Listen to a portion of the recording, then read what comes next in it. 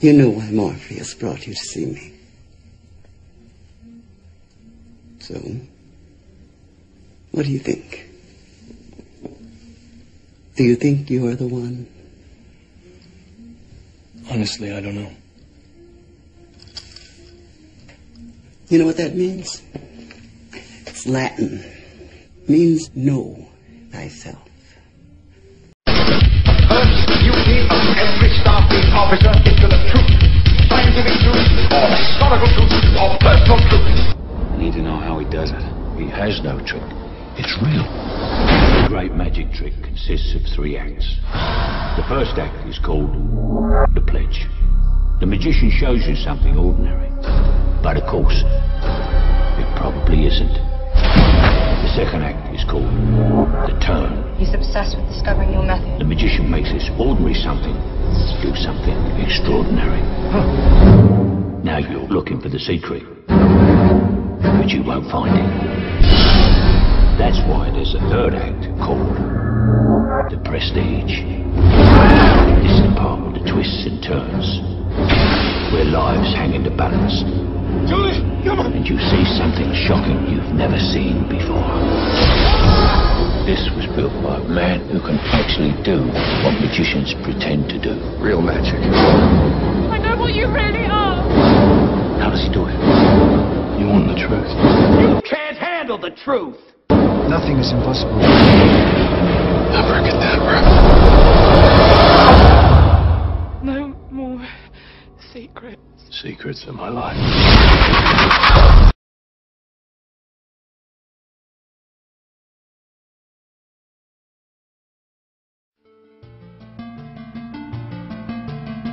Five monkeys.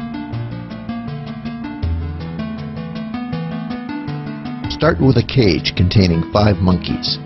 Inside the cage, hang a banana on a string and place a set of stairs under it. Before long, a monkey will go to the stairs and start to climb towards the banana. As soon as he touches the stairs, all of the monkeys are sprayed with cold water. After a while, another monkey makes an attempt with the same result. All the monkeys are sprayed with cold water. Pretty soon, none of the monkeys will try to climb the stairs. Now, put away the cold water. Remove one monkey from the cage and replace it with a new one. The new monkey sees the banana and wants to climb the stairs. To his surprise and horror, all of the other monkeys attack him. After another attempt and attack, he knows that if he tries to climb the stairs, he will be assaulted. Next, remove another of the original 5 monkeys and replace it with a new one. The newcomer goes to the stairs and is attacked. The previous newcomer takes part in the punishment with enthusiasm. Likewise, replace a third original monkey with a new one, then a fourth, then a fifth. Every time the newest monkey takes to the stairs, he is attacked. Most of the monkeys that are beating him have no idea why they were not permitted to climb the stairs or why they are participating in the beating of the newest monkey. After replacing all the original monkeys, none of the remaining monkeys have ever been sprayed with cold water. Nevertheless, no monkey ever again approaches the stairs to try for the banana. Why not?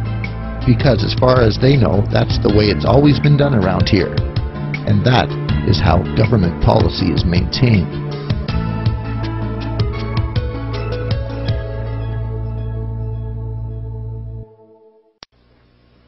In the early 1970s, an experiment on the psychology of imprisonment was carried out at Stanford University by psychologist Philip Zimbardo and his colleagues, who created their own jail in the basement of the Stanford Psychology Building.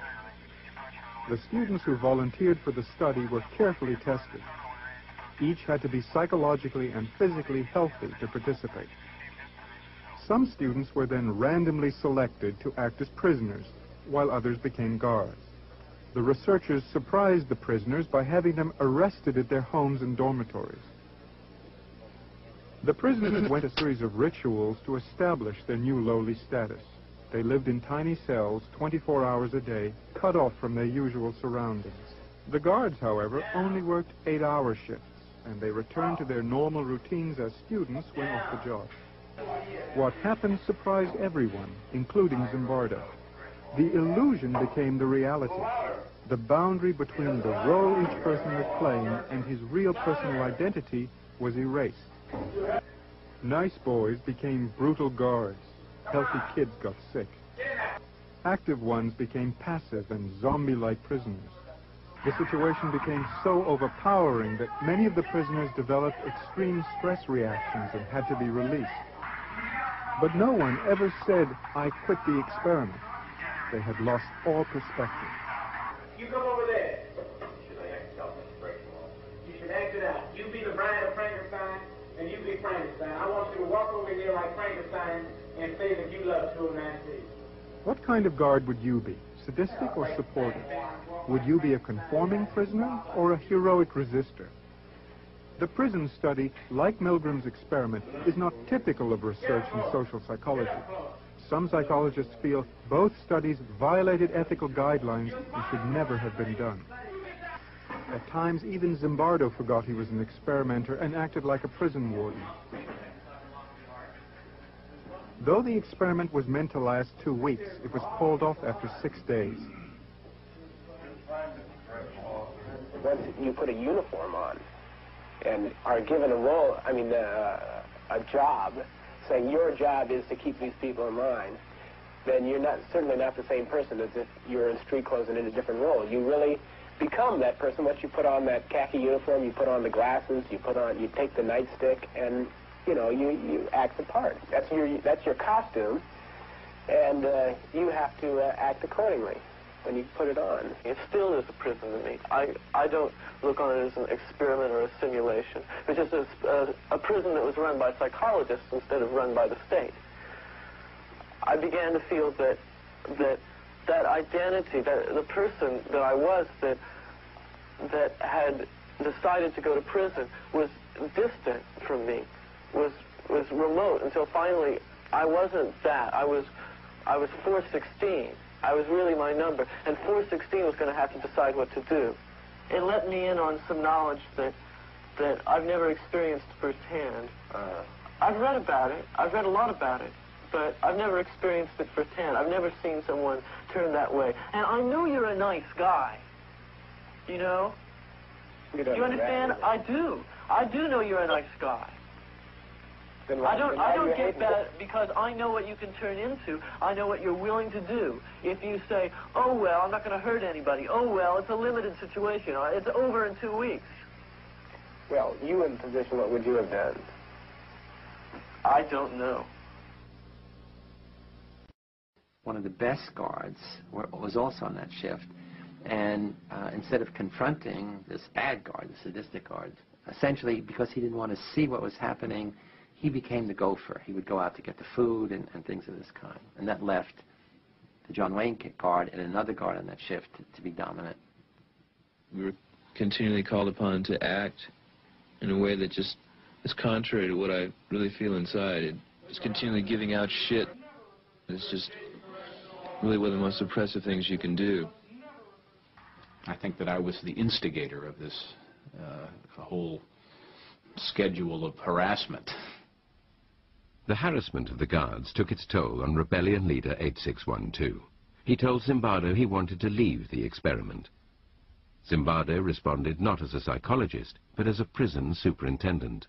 I said, well, I can see to it the guards don't hassle you personally, and in return, all I would like is some information from time to time about what the prisoners are doing. So essentially I'm saying, I'd like you to be a snitch, an informer. And I said, think it over, and if you still want to leave, fine. Confused, prisoner 8612 returned to his cell and told the other prisoners that no one could leave.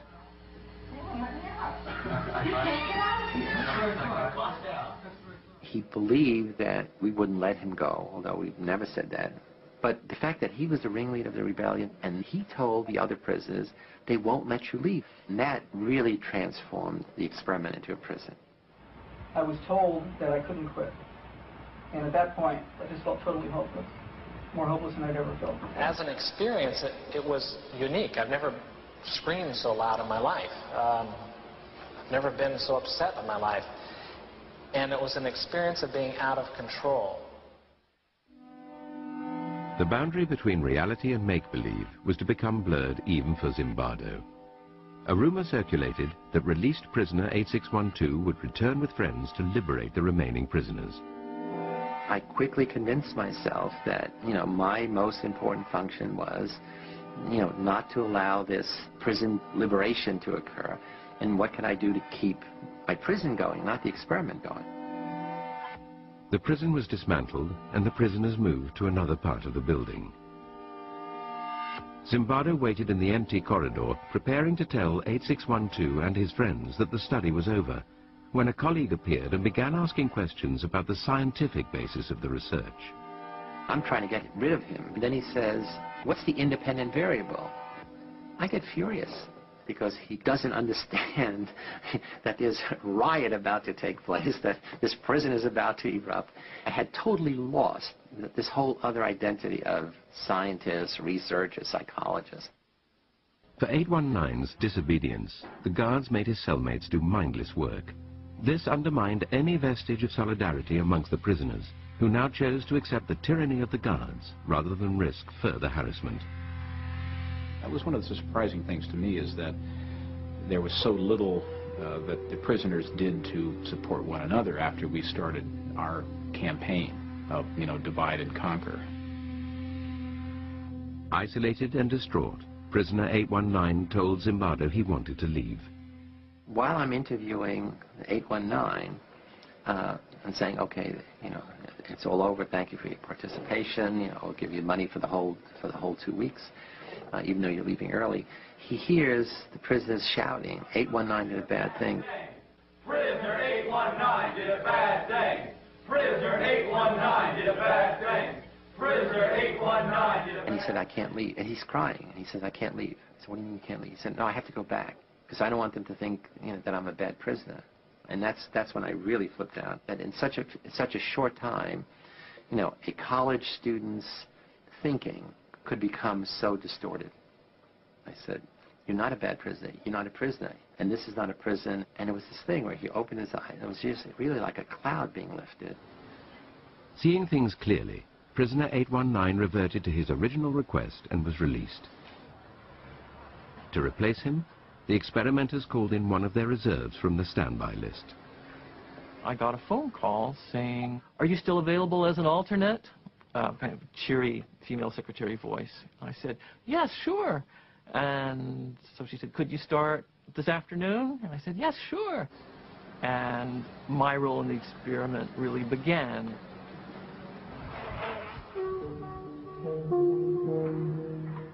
I was blindfolded and then stripped and supposedly deloused. He came into a madhouse, full-blown. All of us had gradually acclimated to the increasing level of aggression, the increasing powerlessness of the prisoners, the increasing dominance of the guards. And he comes in and says, what's happening here to the other prisoners? And they said, hey, you better not make trouble. It's really terrible. It's a real prison. And he says, I'm out of here. I don't want to. And they said, no, you can't leave. Once you're here, you're stuck. This is a real prison.